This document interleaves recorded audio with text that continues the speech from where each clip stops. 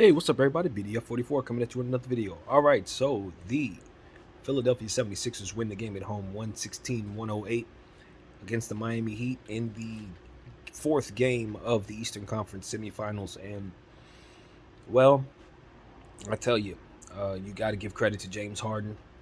Had a spectacular game tonight, 31 points, 9 assists, 7 boards, um, hitting all kinds of threes in the fourth quarter, just lighting it up. He turned back the clock. He did what it is that his team has been expecting him to do, which is giving them the production that you remember him doing as of uh, back in the day when he was winning MVPs and stuff like that. He looked a little like that tonight. Um, his three ball was falling. That's the difference, honestly. You know, when you hoist up 10 and you knock down 6, you feel great about that. Everything else was pretty much the same. He was driving to the rim, same way. Um, you know, getting people involved early, which is what I think opened up things for him ultimately in the fourth quarter. Getting shots to everybody else. You know, you got to give credit to his Tobias Harris, who got hit in the throat and in a weird, awkward way. Went down, kind of scared us a little bit, but it looks like he'll be all right. We'll see how it goes from here. But you know, he had a pretty good game. You got to give credit to Joel Embiid, of course, who was spectacular with I think 25 and 11. Um, he had 2 blocks and a steal, or something of that nature. Danny Green was big, hitting shots and playing big on the defensive end. And Tyrese Maxey, you know, you got to give credit to the young fella. 18 points. I really appreciated the free throw aspect of things from the Stars on this Philadelphia team. They got to the line a lot and they were very efficient. 89%, only missed 3 of them as a team. So I think that contributed a great deal to their win. Um, Jimmy Butler, 40 points, spectacular effort. He was the only one really doing anything for his team on the around. I don't want to say the only one because Bam Adebayo had 20. 21, I think. I don't remember. Numbers are kind of scrambled in my head, but there wasn't a whole lot of help going on out there for Jimmy. But he was spectacular. And it went kind of how I thought it would go. You know, if you listen to my pregame video, I said I feel Philly will win the game, but you have to respect the superstar that is Jimmy Butler. And this is kind of how I thought this game would go. Philly would take the game at home because their others would play better. Shots would fall at home that weren't falling on the road. And Miami's struggles would probably continue because they are still trying to work Kyle Lowry back into the equation. And he's cold and has re-injured his calf or hamstring or some type of leg injury in this one. And then you have Max Strus, who hasn't really been able to hit shots lately. He fouled out this game and didn't really have a whole lot of production there. Tyler Hero was having a rare off night. His 3-point shot wasn't falling. So you just had a lot of offers. You know, Oladipo played some, had his number called and did some good things. But, you know, ultimately the Miami Heat just have perimeter issues. That's really what it is. They can't guard the perimeter and they can't hit any threes. And that's what killed them tonight. You know, if it weren't for Jimmy Butler's 40 points, they'd have got blown out real bad. And I think, you know, I trust Eric Spoelstra. I think he's one of the best coaches in the league. But I do believe that he's skipping an opportunity here to play Duncan Robinson. I understand that Duncan Robinson is not someone who's going to help you defensively very much. He's not going to help you much at all if he's not shooting the ball. But if you have perimeter issues, you need not forget you have one of the best 3-point shooters on the planet. He is that. We know what he can do from behind the arc, and it doesn't hurt to see if he's hot tonight. You know, it doesn't hurt to put him out there and see if he could do something. I mean, I understand the defensive end of things is what Miami's hanging their hat on this season. So if you are not great defensively, you're headed down the pecking order this season. But, you know, he's a specialist, man. He's out there for a reason. You paid him a lot of money, and he should not be getting DNPs in playoff games for any reason. Just off the strength of his shooting ability, which is what you need, and what you're paying him, which is a whole damn lot. So I think that's a big mistake there, and I think it could be why they're losing here. You're leaning too much. And I have respect. Like I said, I have respect for the defensive end, and I'm seeing what these guys are doing. Gabe Vincent, Max Strus, these guys are playing D, and I think it's contributing to why they're cold. But they are cold, man. Gabe Vincent, 1 for 6. He came in with 10 minutes and jacked up 6 shots, only hit one of them. I mean, that's not a good thing. If you're gonna give him a ringy ding, why not call up Duncan Robinson? You know what I mean? I don't understand why you DNP this guy. And you're at 7 as well. After seeing what he did in the preseason, yeah, I know better. I know better. Anybody that watched him in preseason knows he's productive enough to at least get on the floor when you're struggling. So the same mistake that Doc made on the road is the mistake that Spo is making on the road. They're just not getting anything out of their benches, but they're also DNPing a lot of guys from their benches. So it's like, no. That's the wrong way to play it. And I'm seeing a consistent theme with that, and it's that you lose when you do that. So I hope they're learning. We're seeing a running theme. Coaches are just they're not making great decisions on the road. It's a running theme in the second round. But anyway, so that's a thing. That's a real thing. The Miami Heat, their perimeter issues are pretty much what the story is. PJ Tucker played some great ball out there, playing defense, doing all that he can. I would like to see him get a couple more shots on a night like this. But honestly, it was all about Philly. Their entire team just played well. Defensively, they were playing together. They were talking out there. They were, helping one another. Offensive rebounds and things of that nature. Got to give credit to Tyrese Maxey on the lob at the end, to Tobias Harris. Just a fantastic look, for Tobias to find himself open in that situation, just heads up to just kind of venture toward the rim. And, Tyrese just read it from afar. He was dang near the logo and just lobbed it to him with like a minute and 20 seconds left. Huge momentum play, You think about stuff like that. James Harden just going crazy in the fourth quarter. I think he had like 18 points in the fourth quarter, maybe even more. He was absolutely phenomenal from behind the arc and just willing his team to it and not deferring to anybody. You saw Tyrese Maxey, that he was going hard in the fourth quarter as well, driving in the paint, getting himself involved. And it was just Jimmy against the world, basically. You got to give respect to Bam, of course, because he was out there doing it. He was pushing around. And that was also part of the story tonight, was just the push match between Joel Embiid and Bam Adebayo. It was not that they were getting testy or scrum or anything, but they were just very physical all night, respectfully physical.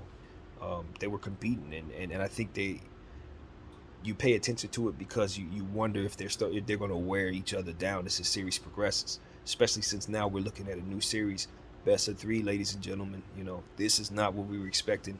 But then again, I told you when I was doing a preview for this series, my prediction only stood assuming Joel would not play in this series. If he were to come back, I had no prediction for this series, none at all, because I think it's a complete wild card. And this is exactly what I thought it would see. It would all depend on how well Joel would react to the injury from a mental standpoint. We know he needs surgery, right, on the hand. So it was all about whether he would handle that. And then, of course, the eye thing was like, all right, this is bad, but he's going to play through it. So it's just about how he does when he does. And since he's come back, I knew it would slip everybody back to where they ought to be, for which they play better within those roles. He doesn't need to score 50 and 60 points. He was just doing so because that was what, his greatness would allow him to do throughout the season. But those other guys were more than capable of not only carrying the load, but being a cohesive winning style unit while he gives them average center production. Do you see what I'm saying? In other words, the Philadelphia 76ers, I think, would be a good playoff team if they replaced Joel Embiid with, say, a Robert Williams or someone like that. They would still be solid. They wouldn't necessarily win a championship that way. But Tyrese Maxey, James Harden, Tobias Harris, they play well enough together to where if you have a center like Joel Embiid, they're a damn contender. You know what I mean? So if Joel gives them, say, Robert Williams production, which is basically defensive-minded stuff and offensive rebounding, things like that, don't focus so much on the offensive side, scoring and all that. they could still win games, especially if they're shooting well, and that's exactly what you're seeing. So I said I didn't think Joel would give us more than 25 points any night while this process is going on. So long as he needs surgery on that hand, I don't expect him to give me more than 25. So he gave us somewhere in that hovering in that range. I think I said 26. Whatever I said was accurate. That is that's about what I expect from him. And the rebounding was excellent. The defensive ability was excellent. And what I liked was that he was hitting the floor a couple times. He fell on his hands a couple times, got himself up, dusted it off, and kept playing. So that's really what it's all about. That how he's reacting to his body will determine how much faith I have in his team. Because as he is able to stand upright and stay put, everybody else, of course, floats into their regular spaces around him. They play better team defense, and they overachieve as a whole unit just simply because he's on the floor, being big and affecting the defense the way that he does. So I still like Philly right now, and Miami is in flux. I mean, they look discombobulated by the change of the style of play from having to guard a Philadelphia team without Joel to now having to guard a team with Joel. It's just they're not reacting well to it, and they're not finding anything offensively. Um, that's really what it is. As I said, Philly playing good team defense is forcing them into situations where they just shooting jumpers. If it isn't Jimmy, you know, darting into the lane or shooting a fadeaway jumper from a corner, then they got Bam trying to do some kind of move where he's backing up against Joel Embiid, probably turning and doing a little hook shot or something like that. And then the rest of their game is just perimeter shooting. It's just guys shooting jumpers. Maybe Tyler Hero come in, dance a little bit, shoot a jumper, dance a little bit, hit a layup. But that's pretty much all they're doing out there. And so they need more team ball. They need more cohesiveness. They need somebody to do for their team what James Harden's doing for Philly, and just make everything come together. Put everybody in their spots. Normally that would be Kyle Lowry, but he's not healthy. He's barely trotting up and down now. So what they're missing is that facilitating presence. And while Jimmy would normally be able to do that, unfortunately he can't because he has to be the scoring guy, right? So it's like, where's your scoring coming from, Miami? Because you put so much emphasis on the defensive end, but you're barely getting stops.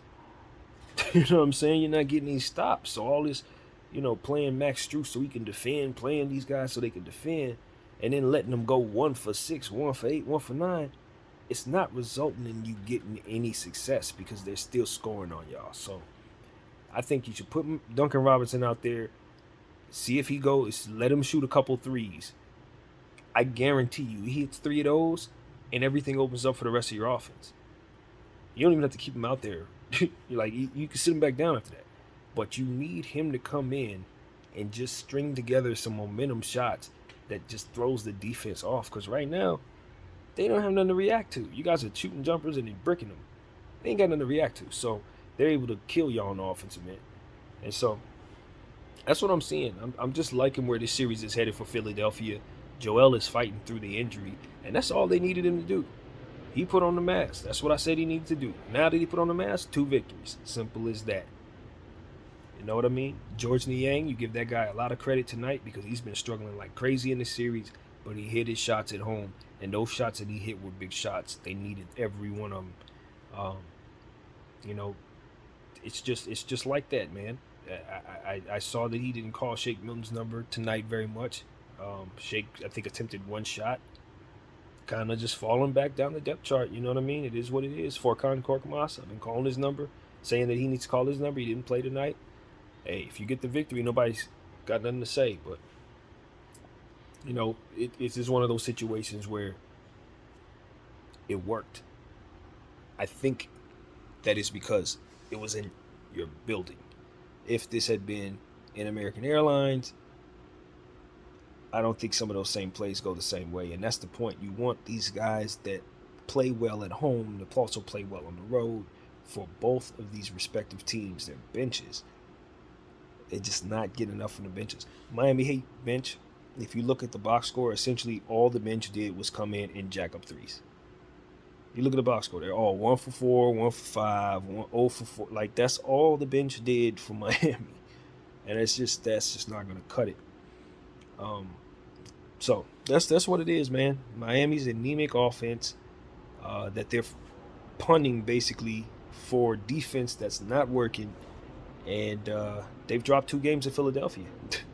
Joel's come back, and their team is playing great. Everybody's playing back to the way they're supposed to, and it looks like they're off to the races. So we're gonna see if the George Niangs and the Paul Reeds can now shift this series back to Miami and still hit these same shots. Can Tyrese Maxey remain uh, confident and continue to be aggressive? Will James Harden's offensive shot translate to Miami? And if it doesn't, will that end up with him going 1 for 9, 1 for 10, and shooting his team out of the game? And see, that's the trap for a guy like James Harden. You had a great night tonight. Do you think that you are now supposed to do that every night? Because that can force you into some mistakes. As I said, the best thing that he did for himself was look for others throughout the meat and potatoes of an entire game. And because of it, it left everything open for him to kind of work with some one-on-one coverage down the stretch of the game, because everybody's now looking for him to pass. Still kind of hesitant because they don't think he's going to make shots, and it left him with very lax defense to work against down the stretch of this game. That defense will not be lax towards James Harden in Miami in Game 5. They're going to be looking for him to play like this, and they're going to try to force him into forcing shots and force him into mistakes. He needs to be very much prepared for that. You had a great game. That defense going to be on your backside now. So if Doc Rivers is looking at it like I'm looking at it, they're going to be very much prepared to use James Harden somewhat like they used him tonight. Just keep him facilitating. Be very, very mindful of efficiency. And if he has it going, let him unleash him. But if he doesn't have it going, the discipline will be to not force shots on the road. Because I can guarantee you Miami's building's going to be jumping. And like I said, those role players that weren't hitting shots tonight, they're going to hit shots in Miami. So he's going to have to be his best self. And 16-point James Harden isn't who won tonight's game. You feel me? It was the big time James Harden hitting big 3-point shots. So,